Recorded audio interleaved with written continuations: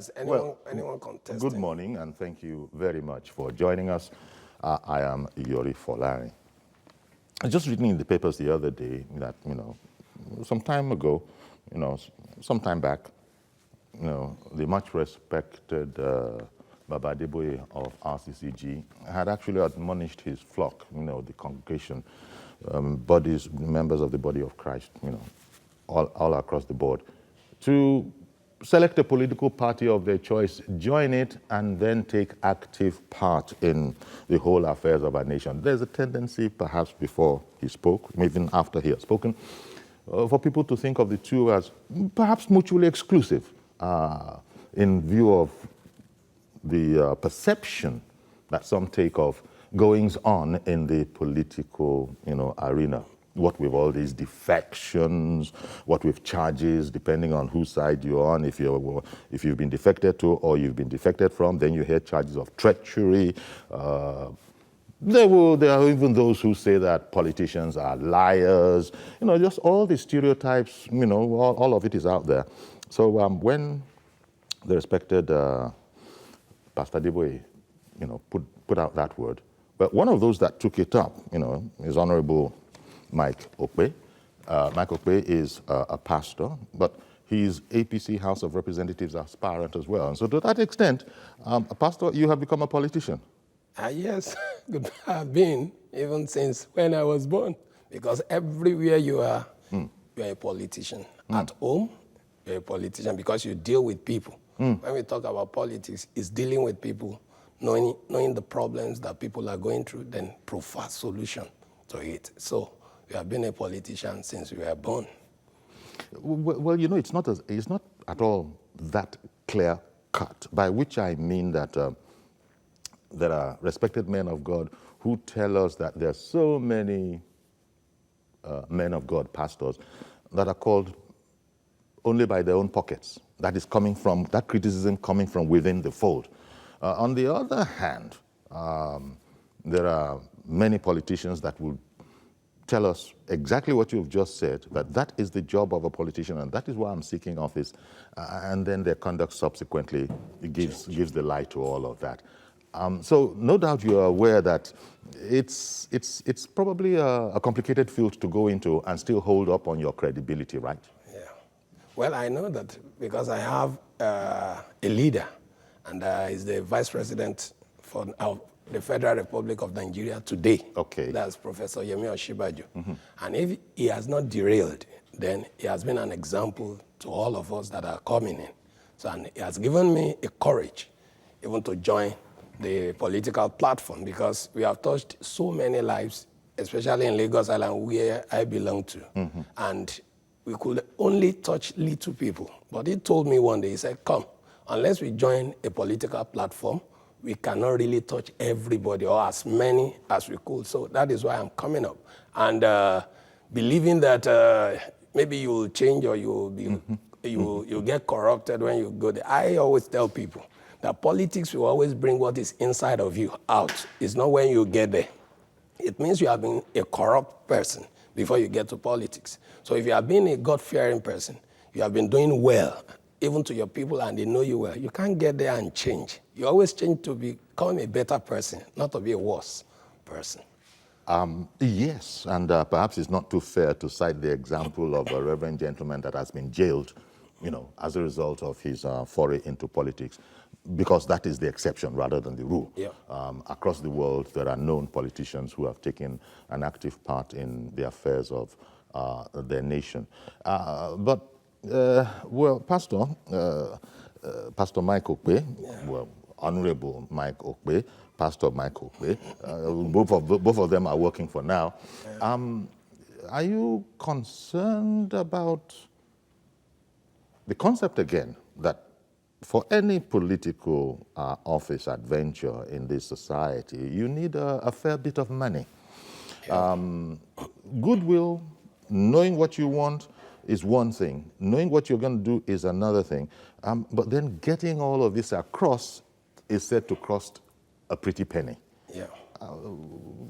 I don't know. Yes, we see men of God in aeroplanes. So on one level, you could say men of God own aeroplanes now. So what is the problem? Not how many politicians own aeroplanes. Are you among that class that money is not an object to? Well, even the Bible says money is a defense. So in anything you want to do in life, you need money. But you must not love money even more than God, because it can create problem for you. And even in politics today, we are crying for change. And if we continue to do what we've been doing in the past, it means we'll still be getting the same result that we've been getting in the past. So if we need to get new result, then something has to change. Now, if you are talking about money in politics, yes, you use money to buy face caps to give to people. Like Saturday, we did PVC rally in Lagos Island. We got T-shirts, you use money. You get the vehicle that will convey people, you use money. People that will go out, you give them food, you give them water, even if you are not sharing money. So at least to an extent, you need a little money. And it is not the one that you go and steal, but people that have seen your goodwill, they support and they back you up, which I have so many people on ground that said, yeah, you have been doing some things in Lagos Island and we have seen what you have done. So we are ready to back you up. And that is what I'm enjoying today. Most ordinary people out there, until they are perhaps trained, now I'm looking for a word now, perhaps they've been trained, inured, they really can't understand the flip-flops that sometimes happen in politics. Yeah. That is one way to look at it, flip-flop. Radical shift of position, it sometimes happens in politics. Even that word betrayal comes out. Yeah. You know? Take, for instance, what's going on in Akwa Ibom, for instance. The Senate... Akpabio. Yes, the former Senate the minority leader, Akpabio, has changed camps, political camps, much to the consternation of his former co-travelers. Now, it's a situation that shocked everybody. Most people didn't see it coming until it was nigh upon them, maybe within 2 or 3 days or that kind of a thing. As a man of God, you are used to the truth being spoken. You teach that the truth be spoken.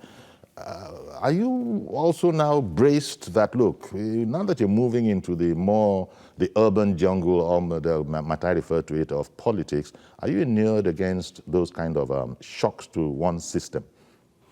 Well, if you are going into anything, you must have a mentor.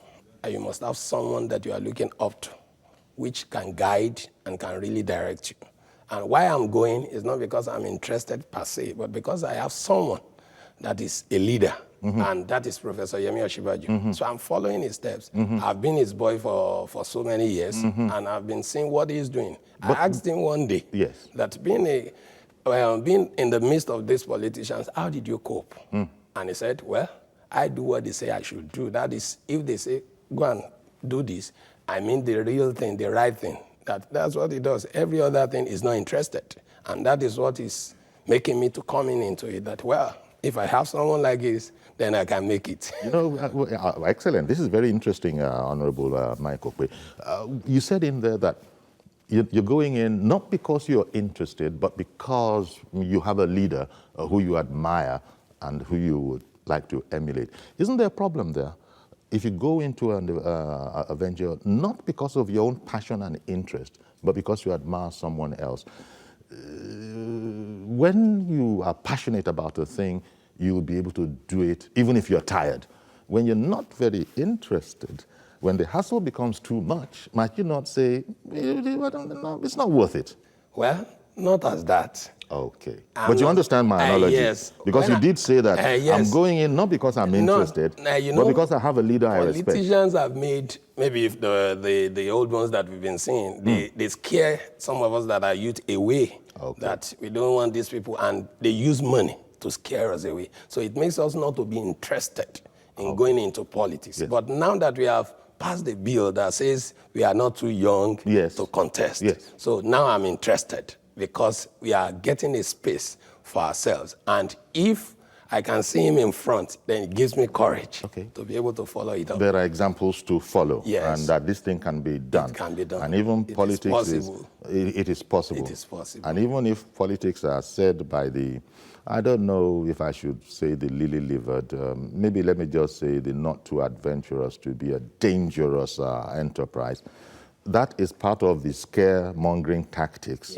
that we have to face down and take up your place, because that's what Pa Adeboye said, that people have to take their place, it's their right, and actively participate, in the destiny of their nation, politics of their nation. Would you therefore be calling on many more, pastors, men and women to come out than we have at the moment? Well, in this work of being called as a pastor, it's not everybody that will be called to the pulpit per se. Like Baba Adeboye said, I can't become any other thing than to stay at the pulpit. Some of us are called into administrative part of this calling. That is the ministerial calling. Some of us are called to the pulpit. Some of us are called to the street. I was called to the street to meet the needs of people. And that is why I have so many so-called area boys that I engage every Sunday to tell them that there's a future for you. There's something you can do to achieve what you needed to achieve in life. It's just that you need someone. And that is what I preach to them. And now they are coming up that you have been taking us out, because I take some of them out to rehabilitation centers just for them to see them doing well. Yeah. And because of that, when Baba Adeboye said, I want all of you to go, I said, well, this is an opportunity. I've been using the little money I have by myself to do something. Then if I get to a place where I'm representing them, I can get something to touch more lives. And that is why I'm You said you were called to the street. It's interesting, and thank you for, breaking it down, that there are different callings. Yeah. Pastors are called to different aspects of the work, of ministry.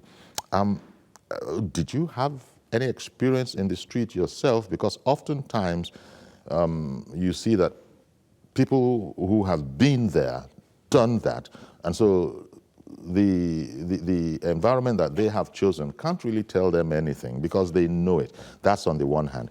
The other is that you might have been called there, but maybe have studied, read it up, and have researched and come to know what it's all about. So where exactly do you fall? Were you ever of the street, or were you more of the ivory tower, but just have compassion for street people? Well, I was on the street before I was born again.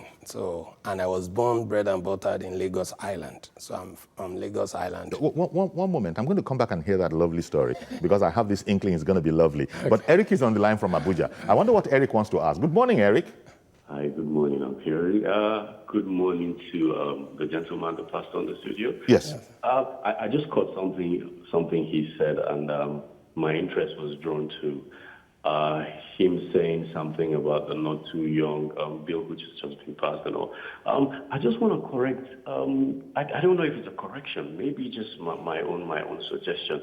Now, I think for anybody who has political aspirations, I think what you should be gunning for is to come out and tell the people, because you see, for you to come and vie for any political office, it means there's a problem somewhere you want to fix or you want to contribute to the development of your society.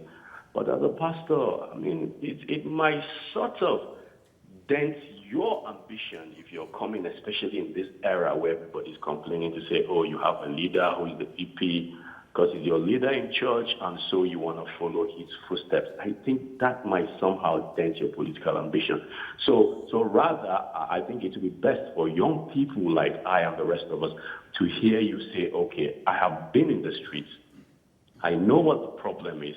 I know what the current Nigerian youth is going through today. And so I have solutions that I think if I'm elected into any office, I can profile that I can, fix sort of these things. Because you see, the problem we're having today, which was the main reason why the youth stood up to say, hey, look, we need to run for office, is because we've seen the same people. This guy leaves office, his protege takes over, and then it's the same line of failure and failure and failure. So I think it will be right to say, yes, he is my leader, yeah, he is there, but I'm a different person, and I think this is what the problem people like me and young people are facing, and this is the solutions I'm bringing. And we'll be happy to support people like you. Thank you very much. Okay then, Eric. Thank you very much, Eric. What do you think of Eric's commentary? Well, like I said, we were just Because coming. we were coming to that, into it. Perhaps, haven't heard Eric, perhaps it'll come out in what you were about to say, because I'd asked the question, did you just read up on the streets, or are you of the streets, but then, thank God, you were saved from the streets, and so you want that to extend. So you were about to tell me the story. In fact, you started off by saying that, yes, you are of the streets. Yeah. So I was on the street for several years. Sometimes I sleep on the street, I sleep by the road because there's no place to stay. Why was that? Was it because of family situations, or were you just a troublesome youth? Well, some of us came from a poor family, and not that we are rich, even to get 2 or 3 bedroom flats. Maybe 1 room, 5 people will be staying there. So that was the situation. It was poverty, really. Yeah, it was poverty. So when I came out from the street, and I said, okay, there's something I can do, even with my own money, just to make sure that... That is when you came out. God must have intervened. Yes. Okay, this story is interesting, and I'm going to have to break into it again because Mr. George wants to join us, perhaps with another commentary. Good morning, Mr. George. Yes, good morning, Uncle Yeri. Thank you for calling in, sir. Thank you, and good morning to your guest this morning. Good morning. Uncle Yeri, there is no professionalism in any religion. Every teaching is meant to be applied. So if you have a teaching and you are applying it to your life, it does not require a professionalism attached to it. So if somebody is a Christian, is a Muslim, is a Buddhist, or whatever he is, the application of the teaching he has to his life does not prevent him from engaging in other endeavors, such as the one that we are discussing this morning. The fact that somebody is a pastor does not mean, in my view, that he cannot do any other thing. He should just be a pastor. That is professionalizing a teaching.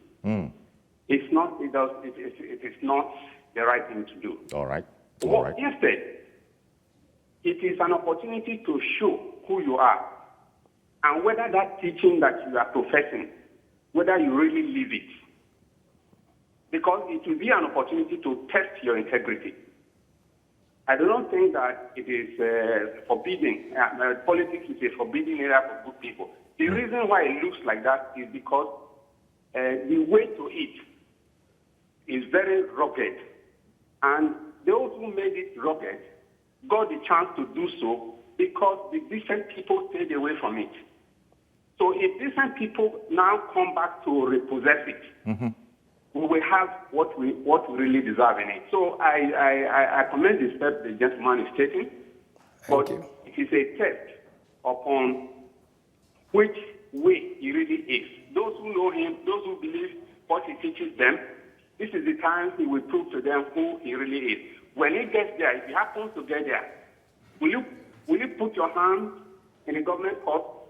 Will they now be seeing you with 30 million naira car, which you cannot account for? Will you now be be able to make impact in the lives of the average person that you represent? That is the key thing, not what religion or what teaching you invite. Thank you and good morning. Thank you very much, Mr. George, for calling in. Interesting.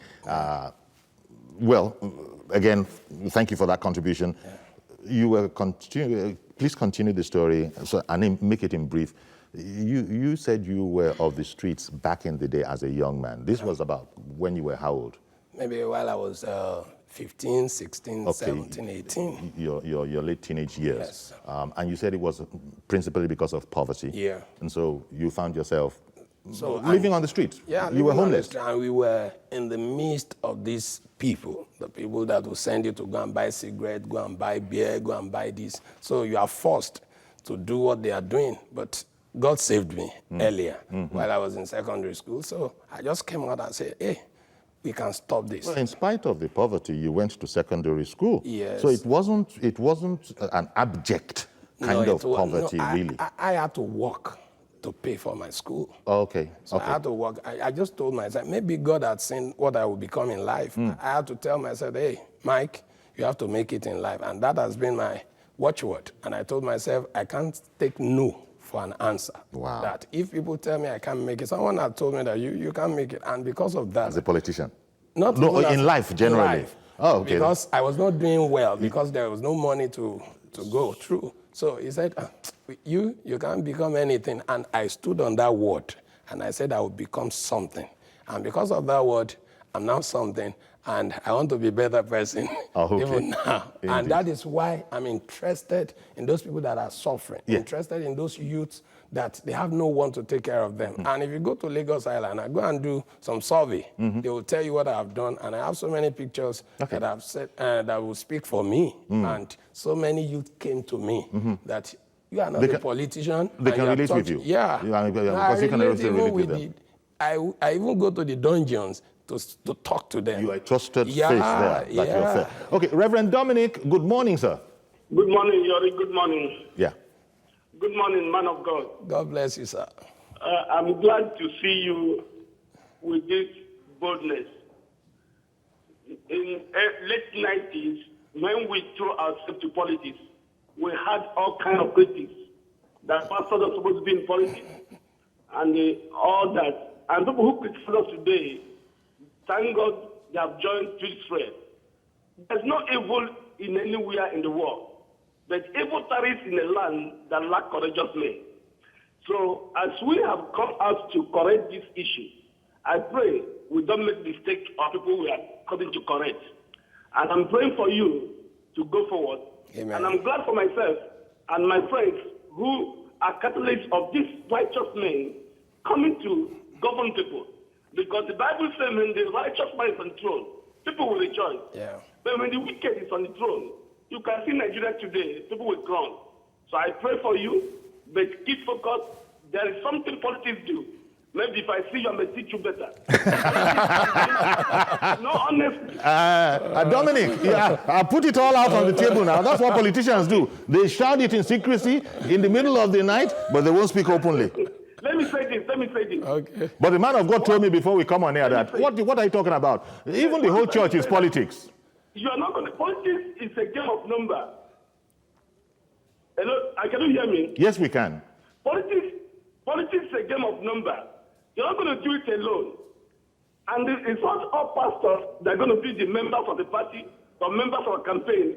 There are some people who will be in this campaign just what they can get. There are people who will be in this campaign, you have to campaign to distract you. Who doesn't have the same vision you have?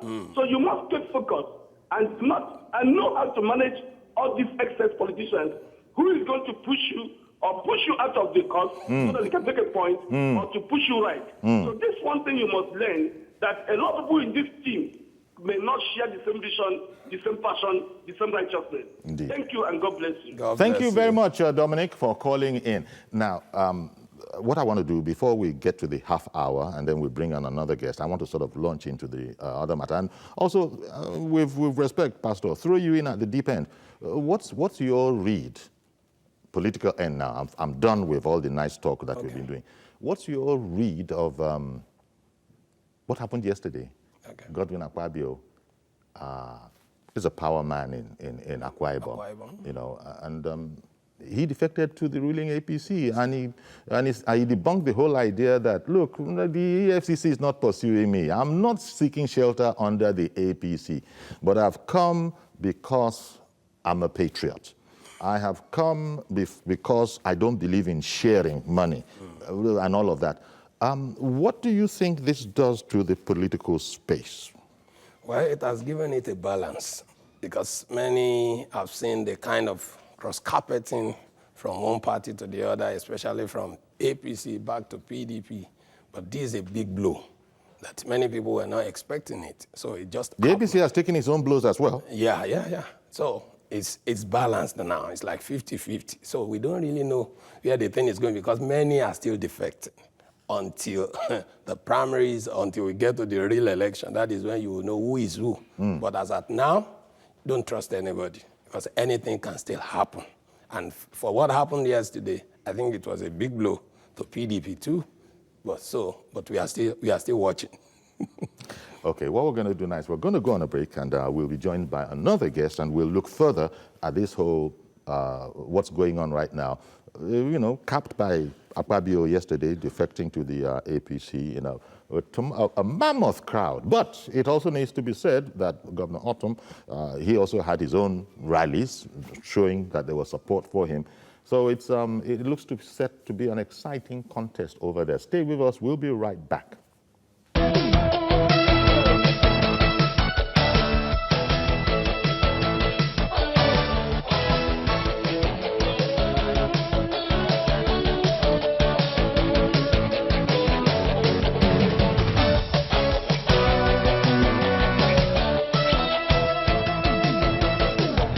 As we move towards 2019 elections?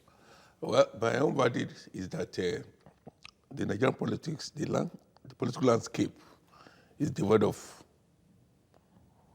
any credibility. And to that extent, the Nigerian politicians are making a mockery of democracy. There's no ideology. There's no issue of strategic approach to political engineering. And again, they are not even thinking about the future of this country. All they are thinking about is self-preservation. Self-preservation to the detriment of the society, which is very sad. But right next to what you just said. You asked me a question. You see, I do not know the validity of the statement credited to Godswill Akpabio. Mm-hmm. South has 6 states. Edo State is in APC, at least the governor, the former governor. So if he's talking about bringing South into APC, then he's talking about his state. And even the house of Akpabio has crumbled because his stooge that he installed is no longer with him. Things fell apart. And if we were to look at the antecedents or the pedigree or the political landscape in Akwa Ibom, it's a house that has fallen apart. So everybody is looking for relevance. And if you remember, this is a guy who was very vociferous about condemning APC. All of a sudden, overnight, they'll be able to mend fences and they're now together. Well, that's to me, I'm not persuaded by any of these things. Okay. It's just showing the level of our political development, which is very sad. And we will continue this way. Politicians will be talking about self-preservation, and Nigerians will be talking about underdevelopment. Well, economic underdevelopment, political underdevelopment. And on that particular point, bringing it to you, Okwe, I beg about Mike, bringing it over to you. Yesterday, APC leader Asiwaju Bola Ahmed Tinubu was making the point that, look, the former party was in office for 15, 16 years. It was a disappointment. They didn't want, and this hearing you can find perhaps what APC stands for, they didn't know or didn't want to invest in the development of the people, thereby implying that that is what APC is all about. Yeah. There have been difficulties, there have been challenges, there have been complications, but they never lost focus of the charge is to develop, our people, that kind of thing. Now, when Dr. Yusuf was talking about, was being very critical, I saw that you were nodding your head. I wanted to understand what part of that you as an APC man subscribe to and where there's a sense of departure. Well, number one, if we are seeing what is happening, I think we have seen self-interest in most of these people that are just crossing here and there. We have seen Asiwaju staying in one party, and he has been consistent for several years because he has a vision. Never mind the people crossing, sir.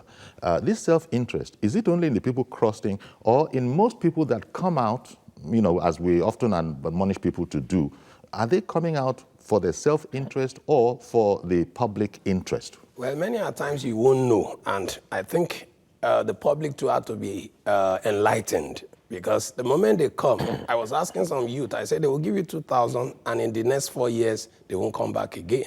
And if they come back, if they see that they are coming out again, they will come back again and give you another 2,000. But until we stand up and say no and revolt that no, let us go because of the interest of the people and not because of our interest. Do you agree with Dr. Yusuf when he says no ideology, and so therefore he is disappointed with the political landscape? Yeah, many of them don't have anything on ground. They don't know what they want to do. Do you think your party has an ideology that you would proudly defend? Well, for APC, I've been there for some times, and I've seen what they stand for. And many times, we have sat together to discuss so many issues, and it's always on people that go and touch these people. Have you done this to these people? Have you done that to these people? And that has been my interest that made me to comment that, hey, because I am someone that is of the people. So I've seen a party that will help or assist or a platform. So when you transpose all of those ideas onto yesterday in Akwa Ibom yesterday, and you saw all these political leaders, even the president was represented by the secretary to the government there. You know, there was Bola Ahmed Tinubu, there was, of course, there was the chairman of the party.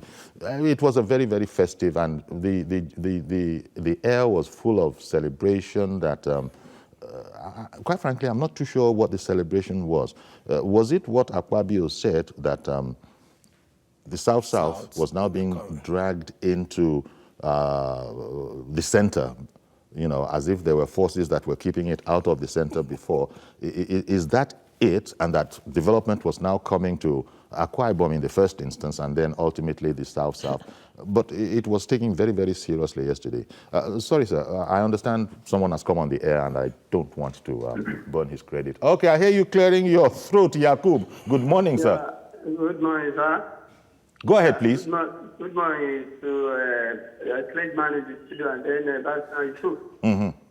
You see, the last of it I did, I think I give kudos to your first guest that brings politics.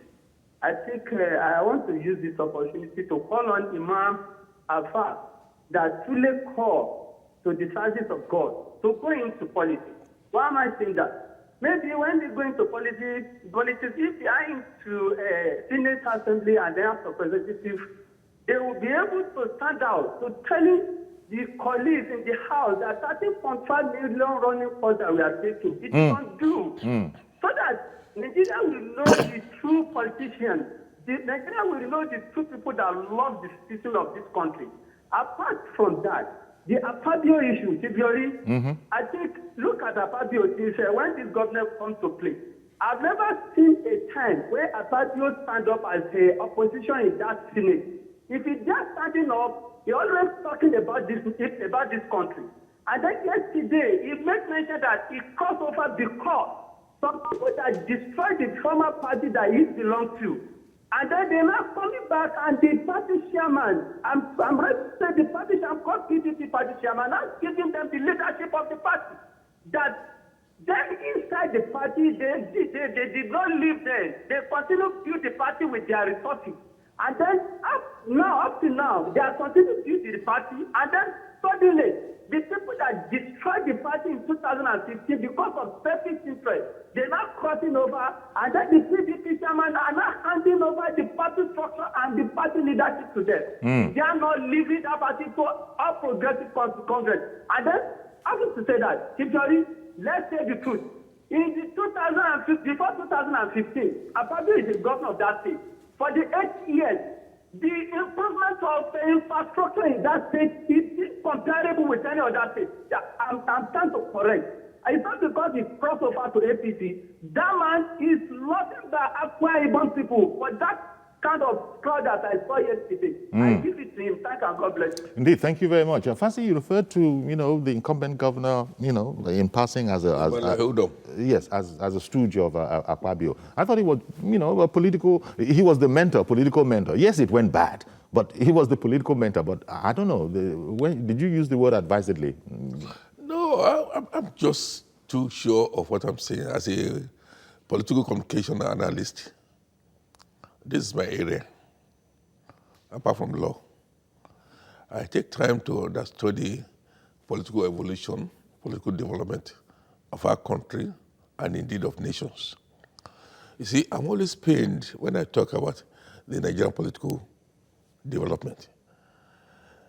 You see, people who come in, they say all sorts of things, and they do something opposite. If you look at the two political parties, the two dominant political parties in this country, nobody, even members themselves, cannot tell you the manifestos of each of these two parties. Look at Southwest, for example. Very soon, with Fayemi, it will be all inclusive. It will just be APC all through. We only hope that Osho State will also be retained. But are they operating the same manifesto? What Lagos State is doing is different from what your state is doing. So there is completely no ideology, no pursuit of agenda. The ideology of progressiveness, it can be argued. There might be different ways. We have progressive elements in PDP, in ADP. So we cannot really talk about Nigerian politics in terms of ideology, in terms of pursuing agenda that are for the masses. Every governor does what he thinks he feels is right for the people. Which is it is not bottom-up development. Yes. Okay, one second, please. Development are the whims and caprices of the operators. And there's a sense in which that is not fully democracy. That is unacceptable. Okay. Adams in Ilorin, good morning, and thank you for holding on. Hey, Uncle Yori. Thank you, sir. Good morning, Uncle Yori. Good morning. Good morning to your primate. Yes. Morning. My contribution to the issue of Akpabio deflation. Yes. Should I just say Akpabio has national interest, not any other party interest? Because today, Uncle Yori, if you come to Kwara State, Kwara is among the first creative states.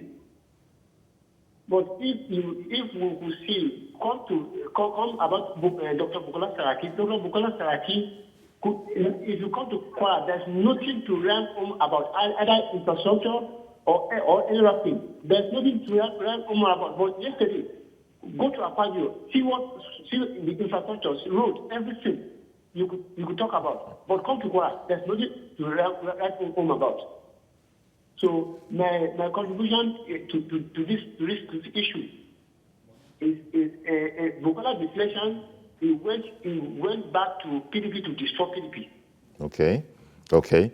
And that's different from the Akpabio defection, which, if I understood you well, is more of it's based on nationalism, and that he's a patriot, and that even though his former colleagues have called him a conspirator, he says, yes, he would always want to be a conspirator. They are all conspirators. But he sort of tried to flip it and say, I will be a conspirator when it is about spending the Commonwealth for the people, not spending it on yourself. Before you call him my colleague, let me say this. Whatever development you witness in this country is brought about by individual governors, not because the party says this is what you should do. Okay. Look at Lagos State, for example. Look at Ogun State. These are fantastic states that we can use as criteria to measure development in this country. Yes. It does not mean that because they are for APC. I thought it did. I thought Lagos that you mentioned, for example, the blueprint was established by Bola Ahmed Tinubu. Yes, and followed. And it is being followed. And because you have successive arrangements that has been tested, that is working.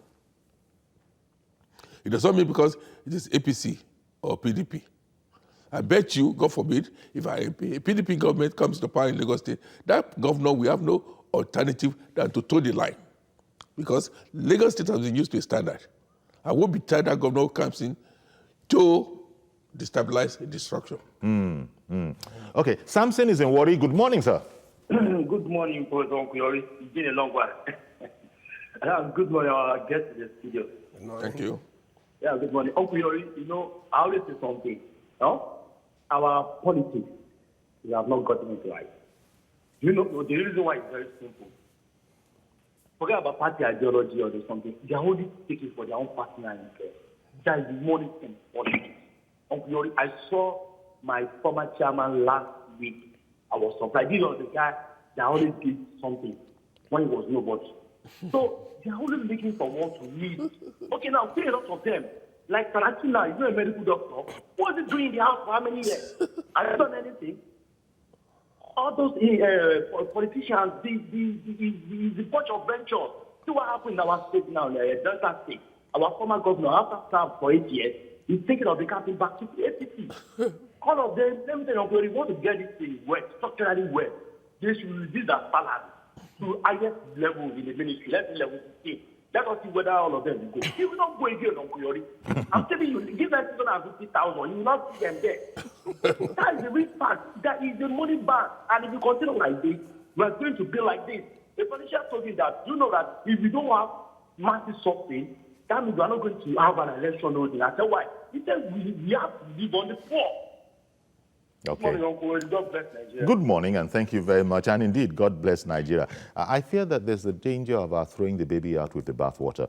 Whereas all these pained criticisms I can understand, and most people can understand where they're all coming from. But there are well-meaning, I mean, somebody, a foreigner just passing through might hear this program and think that, wow, the political class in that place. But that would be unfair to the political class. There are those who also are equally unhappy. But it's been said that you can rarely change anything from the outside. You've got to go in there and see if you can bring change out. Might that be a quote-unquote escape route for you in thinking about these kind of things? Because there is criticism all over. Fassi started this morning by saying he was totally underwhelmed. Everybody is saying from home, it's for their own pocket. You agreed that you don't really know who has been genuinely called. But is there not the danger of throwing the baby out with the bathwater? Well, what I would say is that I think we have leadership problem. And if you have a good leader and you're a good follower, you will do what your leader is doing, especially the good ones. Most of the time, when most of these people get there, they begin to do their own thing. And using Lagos, Ogun, every other southwest state, APC has an agenda, and I was part of the people that went to the street. I think there's a group we formed that time called Act Now for the youth. We were standing as intermediary between government and the people. So we were knocking door to door, asking them what is the problem. And we jotted all these things out, and we put it on paper. And we took it to Bola Ahmed Tinubu and said, these are the problems of people. If we can use this, if we can meet with this. And I think some of those things were used as... You took this initiative on your own, the youths, I mean. And Professor Yemi Oshiba, you called us together. Oh, okay. Youth, not on political ground. Okay. But he said, what can we do to assist the government? He never knew that he would be coming to become a vice president then. So what you've just said is, this sort of exemplifies what I was talking about, that there are some people in there who are well-meaning and I don't know. I know Fassi has but let me quickly, I'm going to come to you on that point if you want to say anything about it. But Umar in Abuja, good morning.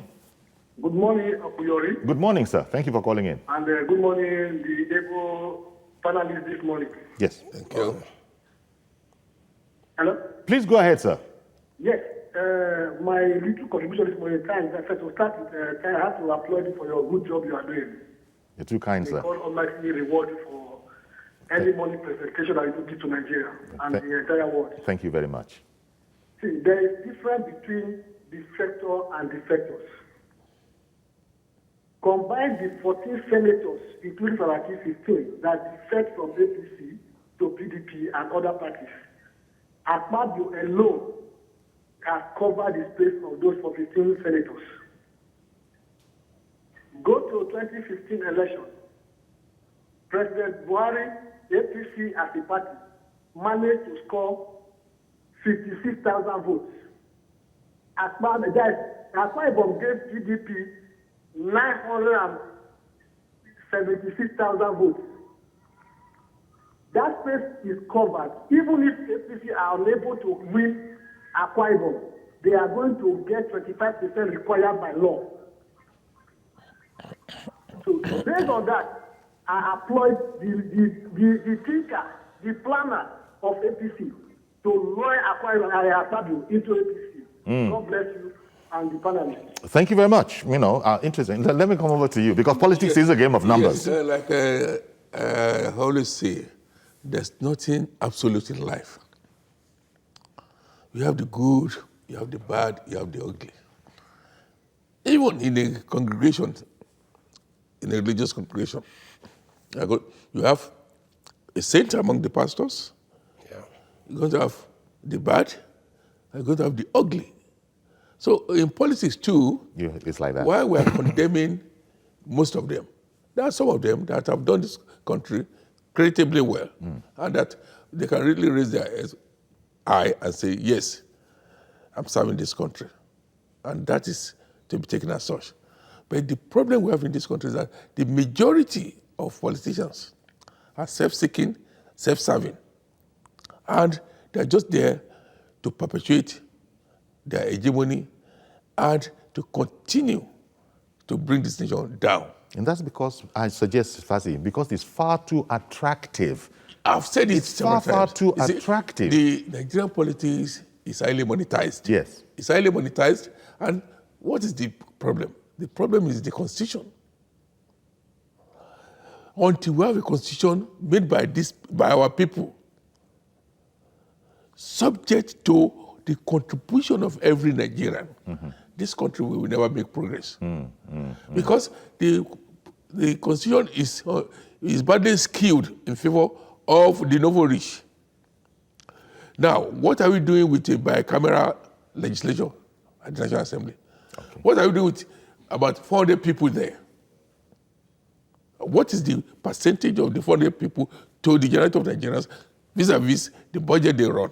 Okay. Now, these are structural matters that we can't deal with now. But Until in relation to where we find ourselves now, for instance, the last gentleman, Umar was explaining that, look at the numbers. Look at what's happening now. Sure. We have over 60 political parties. Yes, because it's a free democracy. Is there no democracy in Britain? Is there no democracy in America?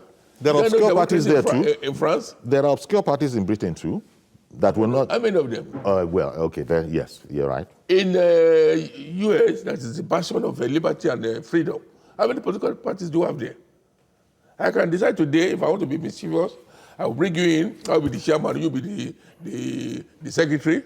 Or the other way around. I'll be the chairman, you be the secretary. I will form a political party. Yes. I will get something from INEC. See, we are not doing it based on ideology, based on what the Constitution says we should do. If you go to chapter 2 of the Constitution expects a lot from our leaders, so and yet we are not getting that. We've completely run out of time, but apparently your fresh take on this whole decamping gale is that you are seriously underwhelmed by it all. No, I'm not. See, I cannot make anything out of it. It's like what we had in the 70s. You tackle me, I double you. And that's hardly the basis for serious politics of development. But that's what we are having now. Okay, PDP has hit me. APC will hit back. But yeah, what's wrong with that? What's wrong with that? Nations don't develop through that process. Okay, but once in a while, it'll happen like that. I agree. How many times have you seen people defecting from one party, from a Republican Party to the Democratic Party in America, or from Labour to... It's our system. Okay, it's our system. Maybe our system should be tailored towards development, towards those things that have taken nations to which is what APC said it's about, and Tinubu was reiterating yesterday. Closing words. I can only wish Tinubu the very best. Okay.